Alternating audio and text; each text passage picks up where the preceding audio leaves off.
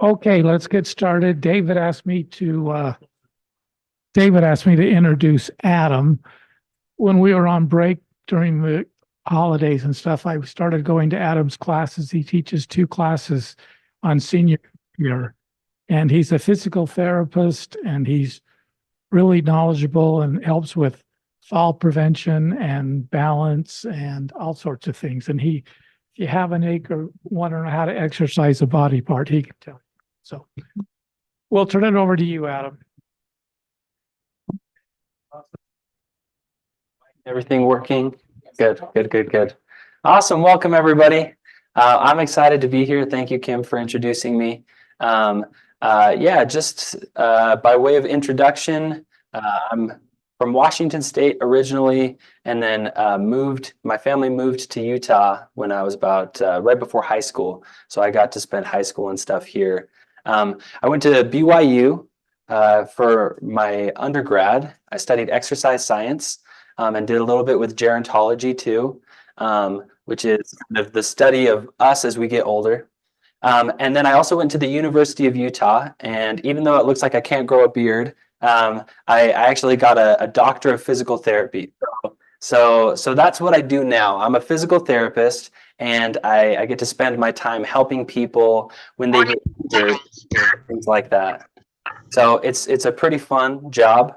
But my favorite thing to do is actually to help people prevent injuries from happening in the first place.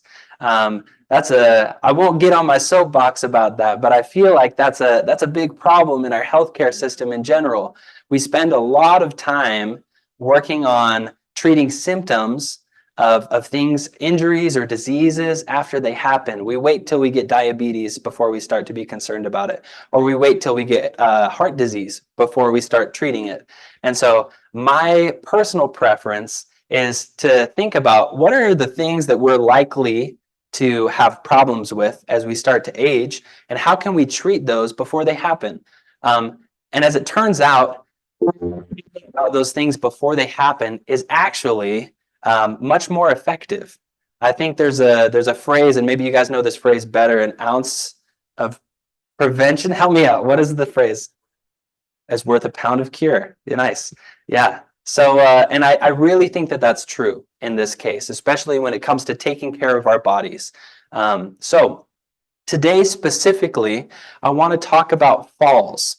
And I entitled this presentation, How to Fall, which might seem like kind of a funny title because none of us want to fall, right? We want to probably avoid falls in the first place. But there was a reason that I named it this. So let's go here. I'm going to set a timer for 15 seconds, or actually we have a clock up here. So I'm going to count for 15 seconds, starting in 3, 2, 1. It's got to be even numbered. Okay, now 15 seconds from now. And while that's going, I want you to think about how many falls happen in the US in these 15 seconds. So I want you to get your guesses ready. And that 15 seconds is up now. So what do you guys think? In that 15 seconds, how many people fell 65 or older? How many people fell? Microphone. Yeah. So perfect. We heard thousands. I said thousands. Awesome. Thousands. I heard 150. A couple of million. That could be true. We don't know because we're taking averages. So when we get these numbers, we're taking averages. You guys guessed actually a lot higher than the number is. But for every second of every hour of every day, 24/7, one person falls every second. So I know that's a kind of a maybe after that those guesses, it's might seem like not that many, but it's a lot. And these are significant falls that happen. So I have some fall facts. But first, let's try this. I do have a video that I am curious. I have a link. We'll see if this works. Whoa, the new iPhone 15 with that amazing camera. I'll be sharing pics from the slope. You do not want to see yourself skiing. You look like a marshmallow. Join now. Only T-Mobile gives you 4 new iPhone 15s on us and 4 lines of unlimited for $25 a line. That's very nice. Thank you. Someone said to me, so little things are happening. I fell down. I used to trip. Do you understand? Here's how life goes. Tripping, young. Falling, old. I fell down. It was significant. I'm calling it an adult fall. And I say that because I remember as a child, adults talking to other adults about falling in very hushed, serious tones. Do you remember those conversations? Ryan, Grandma fell. Did you tell her to get up? I fell 6 times. It's not even noon. What do you want from me? But I understand now. I have a little empathy. I had my own adult fall. I fell on the streets of New York City. People were around. I mean, there was no denying it. Everyone asked, "Are you okay?" Yes. But let me make this point. Not everyone meant it. That's true. 2 25-year-old girls on the street go, "Are you okay?" I mean, there was...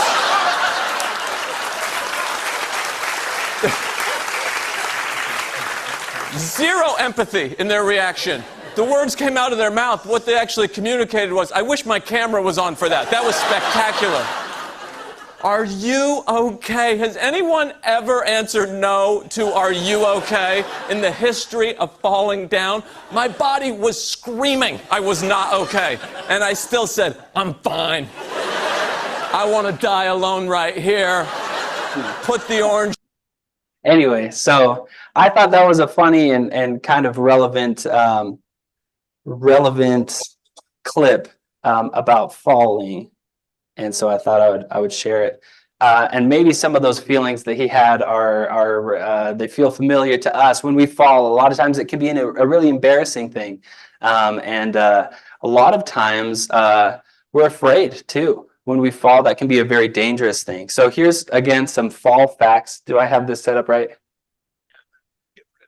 Oh, thank you. We can move it. Thank you. That's perfect. I appreciate that. Okay.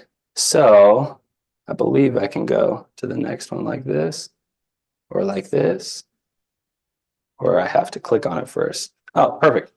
So here's my fall facts. 1 out of 5 falls causes a serious injury, such as broken bones or a head injury. So that's kind of a lot of falls.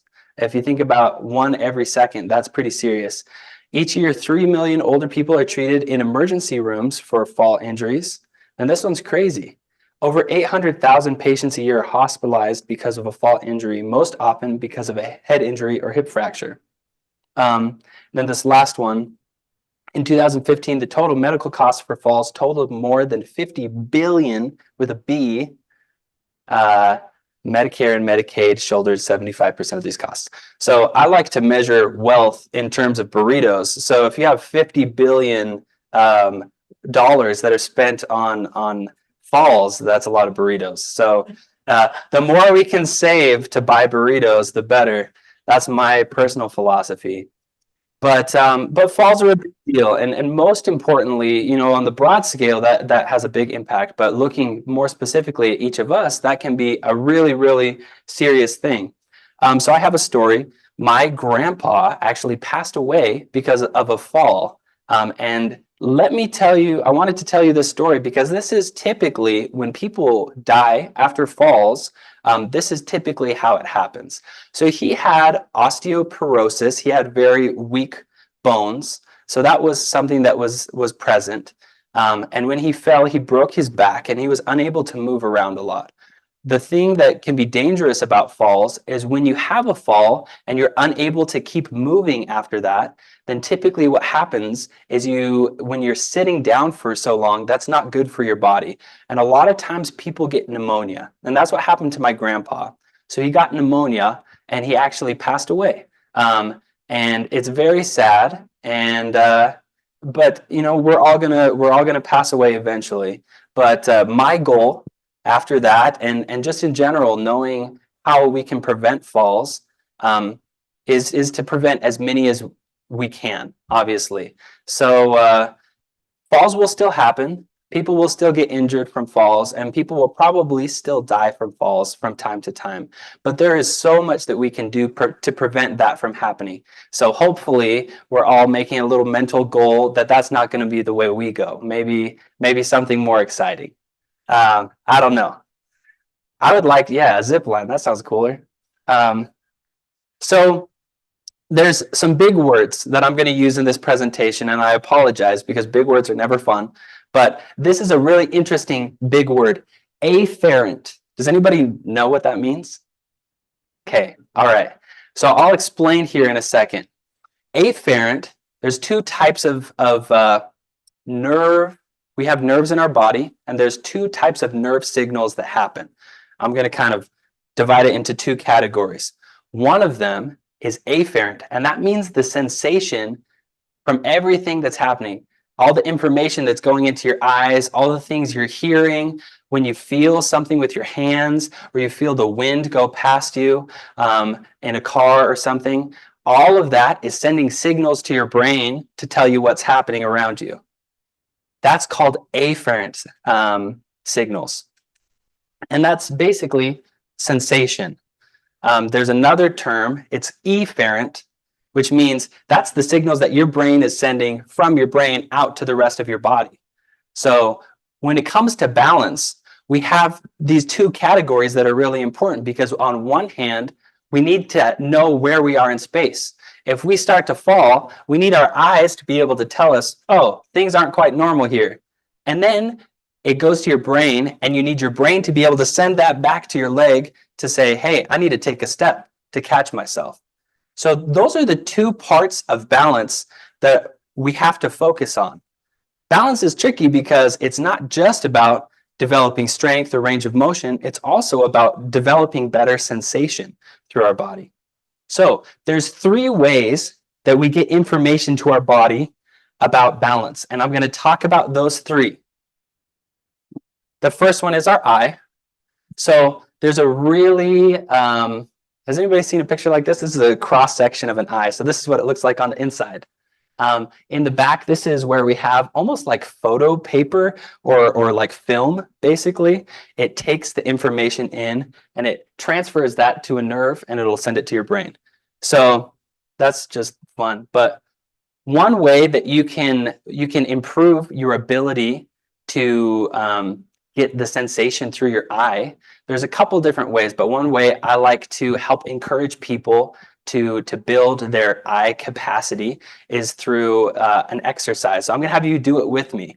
I want you to take your finger, and I want you, it's a little dark in here, so I apologize, but I want you to focus on your finger as you bring it closer and closer. And oh yeah, if you want to toss the lights on, that'd be helpful. So, and bring it as close as you can to your face before you start to see double. That's going to be different for each of us. So bring it as close as you can. I want you to focus on that for maybe 5 seconds or so.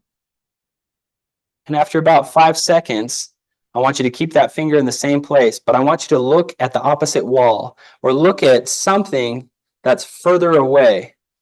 Yeah, so you're practicing looking far away and letting those eye muscles relax.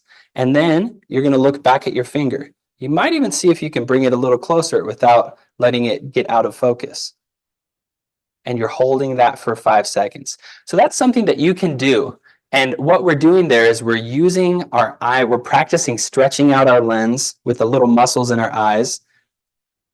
This is our lens right here.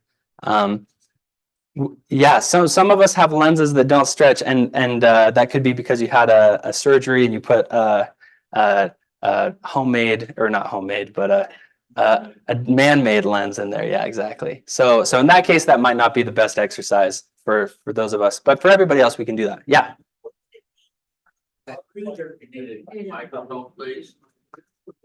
Okay, what would it mean? What would it mean as though I'm looking through my finger because of surgeries that I've had on my eye? Yeah. Is there a way I can still improve? Yeah. So do you know what surgery you had on your eye? Vitrectomies, I've had 2. Vitrectomy. So that wasn't a lens replacement, right? No, well, I Okay. have had lens replacement as well, Okay, so that But- might be, but I had the surgery before the lens replacement. okay, And okay. then another surgery. So if you did have a lens replacement, then this exercise basically won't work for you, which I apologize. There are other exercises you can do though. Are there? I call them eye yoga. But you can practice looking left and right and looking up and down. That is a way that you can make sure that you have full range of motion. I like to do an H pattern where I look as far down as I can and then as far up as I can on one side. Then I come back across and I go up as far as I can and as far down as I can on the other side. So that's another interesting thing you can do. One other great exercise is to, I've heard running can be a really fantastic one to develop peripheral vision and scanning abilities and things like that. So in lieu of running, though, riding a bike might do a very similar thing because you're having things pass you at a higher speed. Even driving cars probably could do a similar thing. And I imagine, but I don't know, I imagine that walking might get you a similar benefit as well. So that's my guess, but there's no science behind that I'm aware of. Does that answer your question? Okay, so that's stuff that you can think about with your eye. Our eye is one of the main ways we get information about balance. Who knows what this is? It's a weird picture.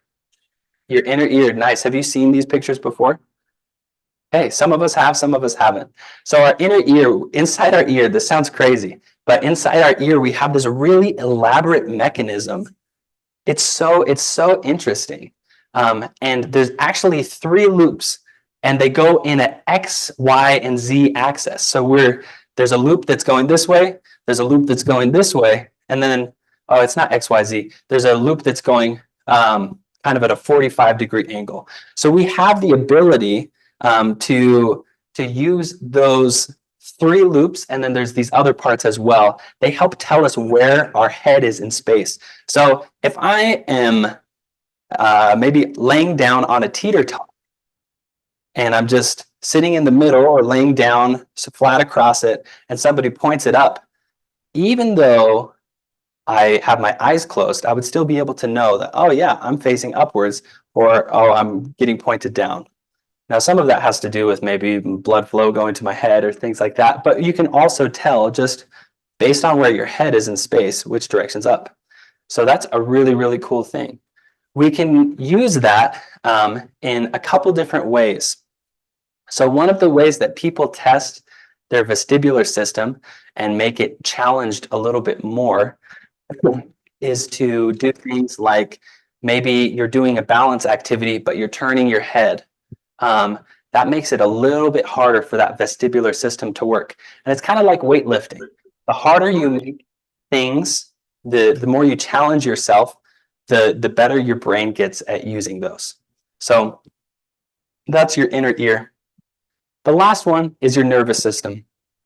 So this is the picture that I should have had up when I was talking about your afferent versus efferent stuff. So this is a picture of a brain, obviously, and you kind of have this body shape, but it's made of nerves. So that's true inside all of us. We have, our whole body is covered in nerves that extend all the way from our brain all the way down to our toes or to our fingers and things like that. That's how the message gets to you from your fingers to your brain. And that's how the message gets from your brain maybe to your fingers if you need to move them. If you put your hand on a hot stove, the message goes up, well, that's hot, that's too hot. And so your brain has to send a message back to your biceps to lift your hand off and things like that. So that's that afferent, efferent stuff. Your ability to feel different things, like feeling that hot stove and feeling maybe how bent your a certain joint is, where your elbow angle is, and all of that, tons, hundreds, even thousands of little data points going to your brain every second. That is all called proprioception, and that's going to be the biggest word I share with you today. So we've made it over the hill of big words. Proprioception, and I'm actually just going to have everybody say that word. It's such an important word. So 1, 2, 3, proprioception. So Any Latin or like linguistic nerds out there who know what proprioception means? Yeah. So, and actually, it's the first part of it is proprio. So, which kind of means self. Yeah. So it's like your perception of yourself, basically. Proprio meaning your auto or self, and then ception meaning that awareness. So it's self-awareness. Okay, we talked about the 3 ways that you can get sensation. Oh, wait, I wanted to do one exercise. We're going to actually all practice a little proprioception here right now. If you guys are, if you're okay to do that, I'm going to have everybody stand up. This is one of my favorite balance exercises, and you don't have to. You're welcome to continue sitting, but this is just an optional thing. I'm going to have you hold on to the chair in front of you if you need to. If you can do it without holding on to the chair in front of you, that's totally fine. And what time do we end? Right at 12? 12:15. Okay, perfect. Okay, making sure I'm not taking too little or too much time. I'm actually going to have us do this for a minute. So this is a test I would do with almost anybody who I'm doing balance training with, just because I like to see how they do with this. So I'm going to have you stand on one foot, and I'm going to set a timer for a minute. So 3, 2, 1, go. What I'm typically looking at when I'm testing people is I'm looking at how many times they have to touch something in front of them or to put their foot down. So in an ideal world, if I was testing you, what I would do, yeah, sorry, it gets a little wobbly. So don't fall into your neighbor too hard. But if I was testing you, I would have you try to do it without holding on to anything. And as many times as you touch, I'm going to be counting that. So we can compare for how good your balance is developing. So yeah. And we all, the cool thing about this is we're going to start in a bad place. You might not be able to do very much of this at all. But this is a modifiable thing. So the more you practice, the better you're going to get at it. One of the main things we're working on here is proprioception. So our ankles, you might feel your ankle moving a lot, and that's your brain, that ankle, those little wobbles and things like that. Let's switch sides. So we're going to do the other side as well. Here we go. 3, 2, 1, begin. When your ankle is wobbling or your hip is wobbling and things like that, you're making teeny tiny mistakes in your balance, and you're having to correct that. So those signals are going up to your brain that you're falling this way, and then there's a signal that goes back to your ankle muscle that says, whoa, crank and restore that balance a little bit. So that's what's happening. That's proprioception in action. The cool thing about this is, I said afferent twice. This is supposed to be efferent up here. And that's the action. So there's the sensation that comes up, and then there's the action that comes after. And both of them are important for balance. So you're also using that efferent aspect, that action part of your balance system. And we're going to talk about that here in a second. Okay, 3, 2, 1. Nice. Good job. Ooh. Out of curiosity, where did you, was anybody surprised at how hard it was or how easy it was? What was your experience with this? You weren't surprised, but it was hard. Okay, nice.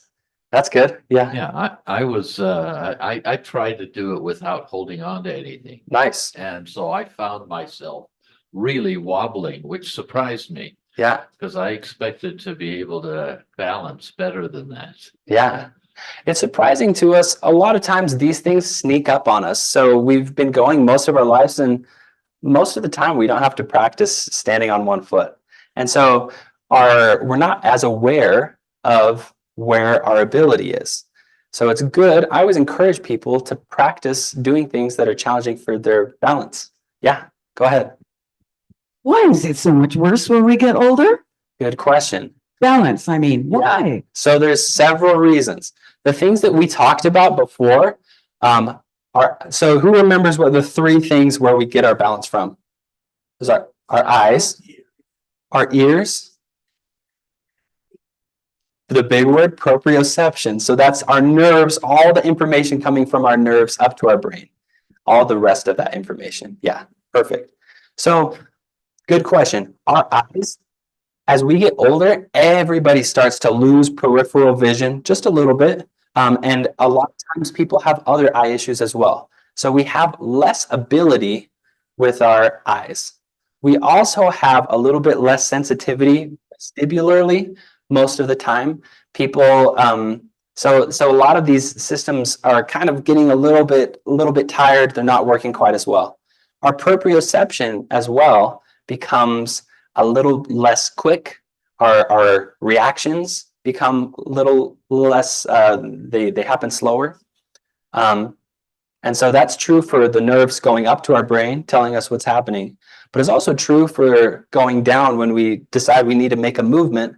We're a little slower. That reaction time is slower. So cool thing about that is there's aspects of almost all of those things that we can work on. So we're never going to be able to, I don't think we're going to live forever at some point. We're never going to be able to completely get rid of the aging process, but we can slow it down and we can make it easier on ourselves by doing exercises that help stimulate our body and remind it, that's what I need to do. That's what my function is. Because typically as we get older, our body parts all start to say, I'm kind of tired of doing this. I don't know if I'm really necessary. And we have to remind our ankles that they need to work if we want our ankles to work. We have to remind our eyes that they need to work if we want our eyes to work. So it's a constant process of reminding your body of what it needs to do. Does that make sense? Kind of answer that question. Are there any other questions or anything about anything we've talked about so far? Nice. So yeah, a lot of times when people do this, they're surprised a lot of times they're surprised at how hard it is. So that is a good wake-up call for a lot of us and a reminder that, man, maybe this is something that I need to work on. So it's kind of cool that way. I like to show people so that they can say, oh, I have something that I can work on. Question? Okay. My mom had growing up the runners on the steps, and I fell all the time. They'd go whipping up and down. And so I've always had weak ankles. What are the best exercises to strengthen them? Because right now, my right ankle is really swollen because the doctor said the sac there leaks the fluid. And so I can't do it on my right foot at all. Yeah. So how can I strengthen? Good question. One great way, yeah, I heard it over here. My favorite ankle exercise is toe raises, going up and going down. Now, if you want to turn that into a little bit more of a balance-centered exercise, you can try taking your hands off whatever thing you have and practicing going up and down. And if you really wanted to get a full range of motion, you could do it on a stair or a curb. So that, and I'll show you on this chair. I won't stand on it because I'm not sure how stable it is.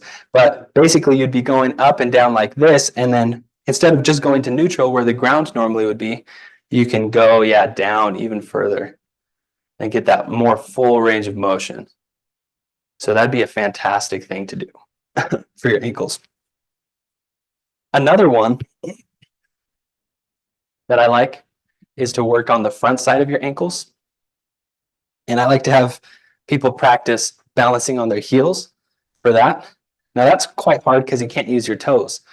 So that's another great balance exercise. But my challenge for you guys, this is one of my challenges for today. Coming away from this, I want you to explore doing that single leg stance on a regular basis. If I can give people only 3 exercises to do for their balance, this is usually one of the ones that I recommend, is practicing. You can do it while you're brushing your teeth. You can do it while you're, I don't know, putting makeup on or something. But you can do it while you're cooking, but be careful you don't put your hand on the stove or something to catch yourself.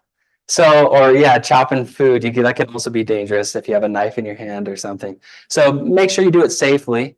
But that's something that I recommend doing every day, actually, for people. Yes. What question do you have?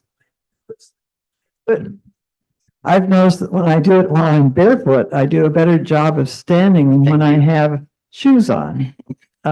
Is it because my feet are able to sense things better than when I'm wearing shoes? Yeah, that's exactly why I would guess that it's easier. When we have more information going to a certain part of our body, we're able to use that better for balance. So totally. And with that in mind, I mentioned this in my class just a second ago, but different shoes people recommend more or less for balance. One of the shoes that is the hardest to balance in is, for instance, a running shoe with a really thick foam on the bottom. That's going to be kind of like standing on like a foam mat. It's just going to be wobbly. And it might be a lot more subtle than something that you're doing intentionally. But it'll still be a little bit wobbly and you won't be able to feel the ground as well. So that might be a shoe to avoid if you're really trying to emphasize having good balance. So if you know you're going to a place where balance might be a problem, then you could consider wearing a little bit different of a shoe that's not as spongy. Yeah, any other questions or anything? Got to put my shoe back on. So,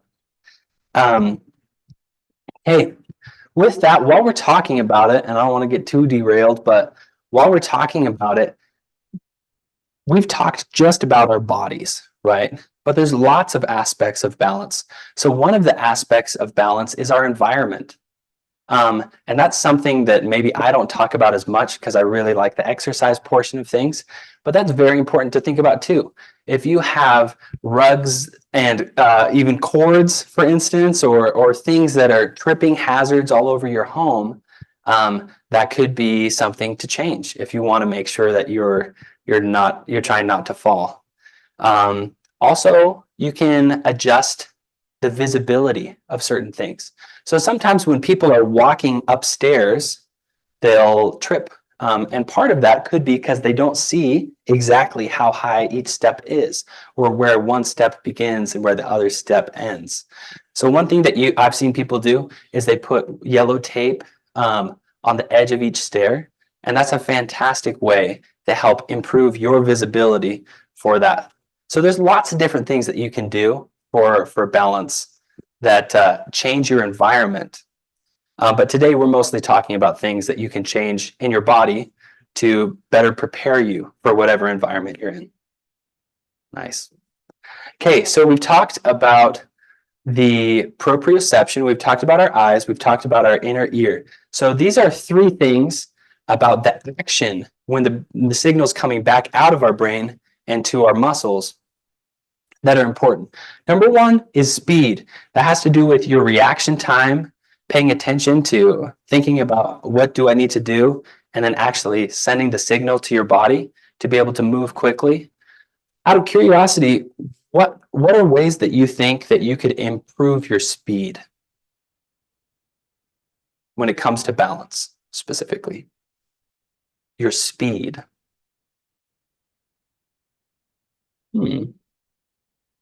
Any ideas? It's okay if there's no ideas. What do you think? Sorry, there's so many questions. When I was small, I learned to roller skate. I was 3 years old, and I learned to just catch myself no matter what. So maybe roller skating.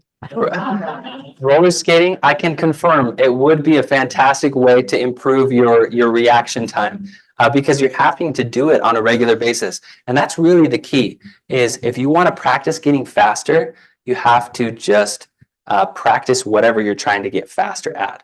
So for instance, one situation where people tend to have problems is, I'll give you a scenario. You're walking down the street, there's a little piece of sidewalk that's higher than others, and you just catch your toe.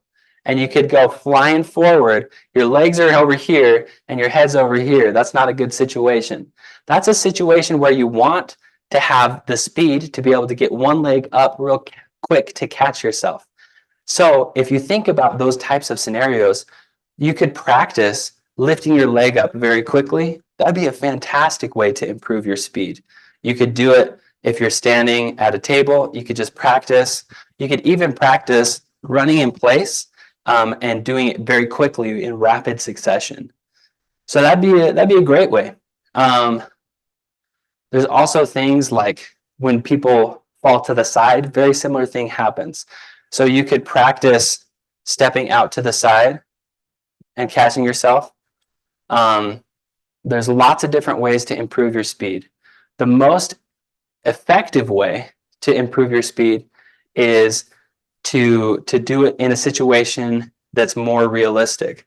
So when people come to a clinic, what they'll do is we'll set them up with a harness, and the harness is attached to the ceiling. And we'll have them actually lean over. And so there's a rope that's going up there to the ceiling, and they're leaned over, and they're just kind of standing straight, leaned over, but pretty far. And what'll happen is we won't tell them when, but at some point that rope is going to lose slack. And so they just have to quickly practice catching themselves. That would probably be the best way to do it, but that's pretty hard to simulate for just at home. If you have a person maybe standing behind you in a safe enough environment, maybe just pushes you randomly, that could be a good option as well. Plus, it's a good way for somebody to get their hard feelings out. So maybe it's two birds with one stone. I don't know. So speed is a little bit tricky sometimes, but there's lots of ways that you can do that. Again, riding bikes, running, walking fast, stepping up quickly, anything where you can do motions fast with your lower extremities, your legs, that's going to benefit you. Strength. Why would that be important? Yeah. So if you are going down and you go to catch yourself, but then your legs aren't strong enough to actually catch you, then that's going to be a problem. And when you're falling, there's actually a lot more force that you have to. So if obviously if you drop a bowling ball from the roof of this building, that's going to hit the ground harder than if you drop a bowling ball from a couple inches off the ground. The further you fall, the more force you're gaining, because gravity is actually an acceleration rather than just a straight. Yeah. What do you have the number? 8%. Nice. Yeah. So a physics guy over here. But yeah, so the further you fall, the faster you're going, basically. And that means there's more force that's happening to go through those muscles in order to catch yourself. So developing strength is a really, really important part of being prepared for falls. So we're going to do our second exercise of the day. I'm going to have you practice. This is what's called a sit to stand. So we're sitting at the edge of our chair. Let me pull one up so I can show you properly. This is harder than it looks for a lot of us. So I'm sitting. I'm going to sit not on the microphone. I'm sitting at the edge of my chair, and I'm going to practice standing up. If I can, I'm going to do it without using my hands pushing on my legs. So for anyone who wants to try, let's try a couple of these together. Yeah, I like to have people sit at the edge of their chair so they're not having to pull themselves all the way out to get up. So sit at the edge of that chair, and let's practice doing 10 of these if you can. If you can't, that's totally fine. If you can't, you can also practice by seeing if you can push off your legs a little bit. That's fine. If you need a rock to get up, but that's also a compensatory way to do it. But yeah, if you need to hold the chair, that's fine. Yeah. So when I'm teaching these classes, usually what I'll recommend is that people try to avoid the momentum strategies. So momentum strategies make it a little bit easier. I'm going to pull this out so I don't squish it. Strengthen your body. Yeah, even just using a chair, and sometimes even if you start out and even that is pretty hard, you could use like find a chair with arms so that you can use your arms, those armrests, you can push against them. That's a great way to kind of assist yourself a little bit until you get strong enough. Yeah, Yeah. So that's when it comes to strengthening our bodies, we have to be consistent about it over time. So one exercise I recommend is that balancing on one foot. The second exercise I recommend is sit to stance. Yeah. And I tell people starting out, a good place to start is 10 every day. Just one set of 10 sit to stands every day. Make them as good as you can make them, as a good form as possible. But if you need to use your arms to pull on like a guardrail or something, or if you need to have arm rests that you push up against, all that's totally fine. Just start wherever you're at. And I promise that there's a way for you to do this exercise. You might have to modify it significantly, but you can definitely do it. So one way you can make it easier if you wanted to is by making your chair taller. So some of us have high beds, and that's a fantastic place to do sit to stands if these are challenging on a chair. You can just kind of go up and down off of your bed and practice. You could do 10 of those, or you could stack books, you could stack cushions. What you got? Sorry. You count to 10 when you're standing on one foot? Is that what you mean by 10? Oh, so I like to have people do 10 sit to stands because I think that's a good place. So I recommend doing 10 of these standing up and then sitting down every day. But as far as the balancing goes, I may have misspoke here. I encourage people to shoot for about a minute every day, standing on one foot, minute standing on the other foot. So those are the 2 exercises for you so far. Any questions about sit to stands? It hurts your knees. That is something I hear so frequently. And that's why I love, oh, sorry. That's why do you feel that too? Yeah. It can be a problem. It can be a problem, but I'll tell you something. I love being a physical therapist because I can take all of these things that people feel and I can give you a little bit of expert advice on these things. So knees are a funny, can I tell you about knees for a second? Knees are a funny joint because they have that cartilage in them, your meniscus. For some of us, maybe it's worn down to the point where there's not very much, or maybe you've had a surgery where you've taken that out. And yeah, some people are just completely bone on bone. Regardless of where you're at, whether you have a meniscus or you don't, knees need motion. They need to move. In order to be healthy, your knees have to move. That's the same for our backs. That's pretty much true for most of our bodies. We're not meant to sit. I had a friend who was a little bit older a while ago. She passed away, but she used to say, if you rest, you rust. And I love that. That's my new catchphrase. But it's really, really true. So I'll tell you about your meniscus. Your meniscus acts as a sponge. So for those of you who do have meniscuses still, your meniscus, when you do that motion of walking or moving up and down using your knees, it squishes your meniscus, and then part of that motion might release it. And that compacting and release and compact and release that happens with that actually it pumps fluid into your knees. And that's how your knee gets the nutrition to heal back stronger. So a lot of times we hear about when we're doing muscle, if you break down your muscles, they'll grow back stronger. That's also true for the rest of our body. That's true for joints. But instead of blood flow going to your muscles, in this case, it's actually something called synovial fluid. But that's the blood of your joints, basically.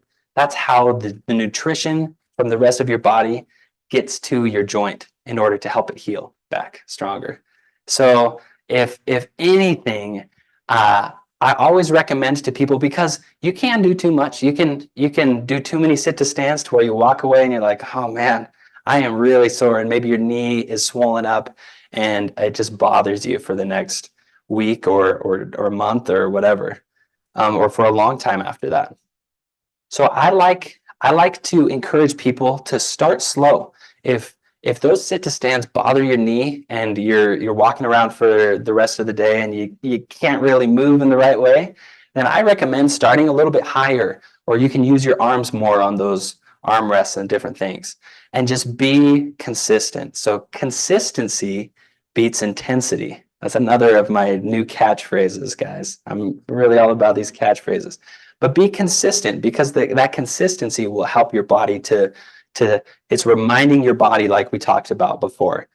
Your body it wants to forget all the things it needs to do, but you have to remind it on a regular basis that, hey, I need my knees to function properly. And you do that by using them. So that's my little plug for that. Are there any other questions about anything we've talked about so far? I really want to make this as helpful as possible. Yeah. So many questions, but I love this. You are fabulous. Good. Okay. Is walking fast or briskly good for your bad knee joints? Oh, that is the question I wanted you to ask. That is the last thing I was going to talk about actually today. My third exercise of the day, and I'll just bring it up right now because it's so important. Walking is, if I could only give one exercise for people to develop better balance, it would be walking. And ideally walking fast. And it is good for your knees, and it is good for your back and your heart and your brain and everything, your feet. But at the same time, if I have been sitting down most of the day for years on end, and I haven't really been walking a lot, and I get up and I go walk 10 miles, I'm going to be pretty sore. And I might even come away with some injuries. I might have a swollen knee, or I might have like some tendonitis in my ankles or plantar fasciitis or things like that. They just start popping up. And that is a reason that a lot of people, when they start getting a little bit more active, that's a big reason that people say, oh, I don't know if this is for me. I don't know if I'm cut out for that. Because they start doing these things, and then all of a sudden, they're like, man, I got all of these injuries popping up. Yeah. And that can be a real reason that stops people. But here's the secret. The secret is consistency. And the secret is to start small. Yeah. So start going around the block. Start maybe just walking to the fridge even. Maybe start walking. It just depends on where you're at. So you have to, yeah, you can get the snacks during the commercial breaks. The main thing is start where you're at and build up from there. You want it to be challenging, but you don't want it to be so challenging that you get injured. And that's going to be different for everybody. So I can't say an amount or a distance that you should walk every day, because it wouldn't fit each person's individual needs. So you have to discover that for yourself. That's the hard part about it, is you have to, and part of that journey is one day you're going to walk too far and you're going to be like, ouch, that was a little too much. But you can take that information and say, okay, now I know that's a little too far for me right now, what I'm capable of. I'll get there eventually. But I'm going to start a little smaller than whatever it is that you just did. Does that make sense? Okay. So that's the pattern. And that's probably true for any exercise, is you're going to have to find out just by trying it. And part of that will be experiencing little minor injuries. You'll be a little bit sore, and just back off from when you start to have those problems. Yes. Here it comes. Yeah. I have 3 friends who fell and then soon died. Oh, yeah. One tripped on a curb. Oh. And broke her back. Yeah. She died sooner than she would have. Yeah. One grabbed in the bathroom for the towel rack and it broke off. Yeah. She fell and broke her hip. And the other one was going down the back porch steps that didn't have a rail, and she fell and broke her hip. Oh, yeah. So, you have to really. And another thing, when you step down the steps, you should be feeling for it before you step on it. Yeah. My mother-in-law used to just hop down out of the car or whatever. He kept hurting her ankles. Yeah. Yeah. So Feel it first. that is one of those things that you have to pay attention to. Your environment is very important, and falls can happen, especially when you go to a new environment. So if you're outside going to someplace that you've never been to, and you're not aware, a lot of times you're not looking for the curb that's there, or you don't know where the sidewalk pops up. It's a thing that happens very frequently. And the cool thing about these types of things is we're preparing our body for the environments that we're going to run into. So the more speed, the more strength you have, you can be better prepared for when those falls do happen. And let me share with you one last little thing. I think, yeah, we're not out of time yet. So range of motion is another really important aspect of balance. And you might think like, well, how far I can stretch that doesn't seem like that's very relevant. But I'll tell you one particular stretch that as we get older, almost everybody starts to lose. And that is this ability to squat down. And I don't know if the Zoom people can see me if I squat, but I'm squatting down almost to the ground here. So I don't know what percentage of us can do that. Obviously for me, I'm significantly younger, so that makes it a lot easier. But this is something that I also practice. And I know people my age who can't do this. Typically, I've heard stats from people that say for every year we get older, we tend to lose 1% of our flexibility. I don't know exactly where that comes from, but that sounds about right to me.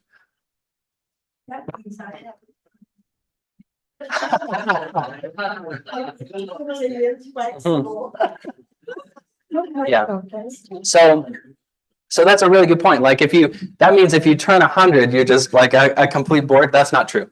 What happens though is if you're not actively pursuing flexibility or range of motion, then you're going to lose it. So do I have to lose 1% every year? No, absolutely not. But on average, that's what happens because people don't tend to remind their body that it needs to move in that way. So a couple of things that you can do to develop a better ability to squat, I'll show you right now. This, fantastic. Getting your leg up on something high. It could be a table, could be a chair. You want to make sure it's nice and stable. You don't want it to fall over. And you also want to make sure you have something to hold on to. But I want to encourage people to get those legs, those hips moving a little bit more. You can start by lifting one leg up at a time. You could also, when you're doing your sit to stands, you can explore finding lower and lower seats. So, and you can practice, maybe you start on the bed up nice and high, you get down to being able to do it on a chair eventually, and maybe you have like a little bucket that you can use to sit on, and that's a little bit lower, and maybe one day you start to use the stool and it's even lower. And then, I don't know, there's just a continual progression that you can make. So the better your ability to squat, the better you'll be able to catch yourself when you do fall. So for a lot of people, they have problems when they fall. For instance, if you remember my tripping example, I was talking about catching your toe on the sidewalk. If you can't lift your leg up really high to catch yourself, depending on how far you're leaned over, you're going to be in trouble. So having that ability to really bend through your hips is super valuable. The other reason it's really valuable is because when you get up off the ground, when you do fall, it's almost all that ability to get that hip up nice and high that can help get you up. So those are really important. That's probably my most important range of motion little piece that I recommend to people. Also, and I don't want to beat the dead horse too much here, but I just happen to think that the more you can squat, the better able you'll be able to protect yourself from falls. If you are falling and you have just a really solid ability to control your movement up and down, you're going to have the strength and the flexibility to protect yourself better. So, yeah, I always encourage people to, if they're feeling ambitious, or at the end of my classes that I do here at the rec center, I always encourage people to finish off our classes by practicing getting up and down off the ground. That is a really fantastic way to develop your balance ability and kind of a fall prevention strategy, because you're working on range of motion and you're working on strength at the same time. Now, if you practice doing it fast, then you're even working on speed, but maybe that's something that we work on a little bit later as time goes on. So I have about 2 minutes left. Are there questions? Yeah.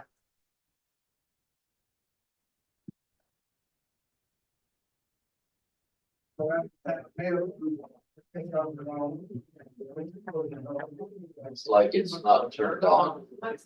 It's not. Yeah, and I can just repeat it if that's helpful. So the question was about hormones. So Oh, it seems to be working on. perfect. Yeah, I don't know how it works for females, but in males, loss of testosterone is said to be something will cause your strength to go down. Absolutely. What's the solution to that? Good question. So that's a very multifactorial question. Did you have anything to add to that? No. Go ahead. Okay.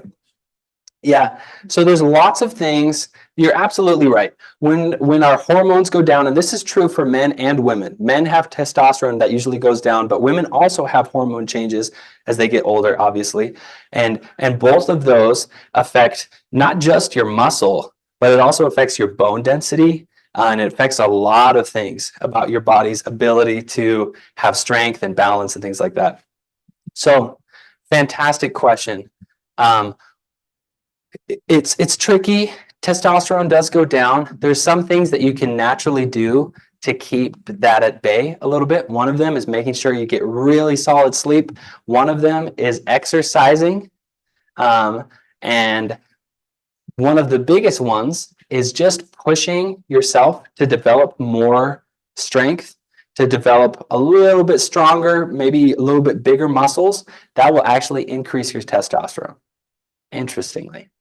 But it also just so happens to make you stronger and have better bone density in general. So it's a win-win in my eyes. Did you have something to add? Yeah. I just wanted to say that I can highly recommend Adam. I've attended his classes for a month and my balance has gotten better. And our $10 fee we pay for the senior center includes his classes. And so he does a class Friday at 9:00, which doesn't interfere with Elder Quest. And then Wednesday at 10:00 when the semester is over or whatever. But Yeah. he's really good. And he gives it for people that of all abilities. So anyway, he's great. Good. Yeah. Thank you for those of you who come to that class. So I'll definitely put a plug in for that. Yeah, those classes are totally available, and I always like to encourage people to come. And if you have questions about anything that I can help you with, I try to just answer those questions as well as I can for those people. Did you have a question? Where? Yeah, it's 9:00 Friday, and it's actually just out here. The Friday one is on the stage. The Wednesday ones are usually in that room with the big window right across from the desk. Yeah, that first classroom. And I also have a class at the field house. That's an injury prevention class. It's more focused on how do we prevent different things, other like joint injuries. And that's at the field house at 8 a.m. on Wednesdays. So I don't know if that interferes with Elder Quest. So if you ever wanted to, it's a little early, but you can swing by to that one as well. So any other questions or comments or anything before we finish up? Okay. Thank you so much. We appreciate it. I did have one that was texted into me. Yeah. You had 3 balance exercises. What were the 3 balance exercises again? Like, you could remind everybody of what our homework assignment. Yes. And the balance exercises, because I don't remember, what was your name again? Oh, yeah. Yeah. Okay. It's Adam. Yes. So yeah, homework exercise. 3 of them.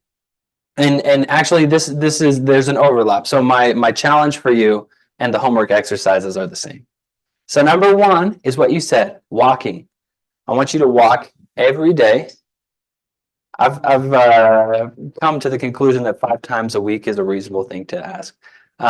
But 5 times a week and every day, if you can do it for that week, and any distance that you feel comfortable with. Yeah. So again, it could be 10 feet, 10 blocks, 10 miles, doesn't matter. Whatever is a challenge to you that you're not injuring yourself. Number 2, it was the balancing on 1 foot for a minute, doing 1 foot on the right, 1 foot on the left each day. Number 3 is to do this sit to stance. Yeah. So I recommend 10 of them starting out. There's lots of ways to make it harder. You can add weight, you can do more repetitions. But yeah, those are my 3 exercises that I recommend. Thank you so much. 2 things that you need to remember. If you go see a physical therapist, ask questions. We always mention this with Elder Quest. Ask questions. What's going on? What's happening with my body? Things of that nature. Today, I ask you to be safe because yesterday we did have a lady that tripped right outside the front on the sidewalk. Oh, shoot. Just missed it. Great that the paramedics are right there. Yeah, yeah. They helped her, but please be careful as you walk and you take care of yourself. This is the only body you got. So take good care of it. I have one problem here, and that is as you go out the store, you know, there's the senior parking lot that is always filled. You go out there, there's a sidewalk that goes right that direction. There is not a cut in that sidewalk. Just yesterday, I watched somebody with a stroller, you know, and they have to get the stroller up on the sidewalk. Why is there not a cut right where there's a sidewalk right next to the street? We'll talk to them. We'll start a petition. That's not a problem. I mean, because this is your facility and we want you to be safe. So thank you, Adam. Thank you guys. Appreciate it. Take care. Thank you. Have a great afternoon, everybody. Enjoy your day.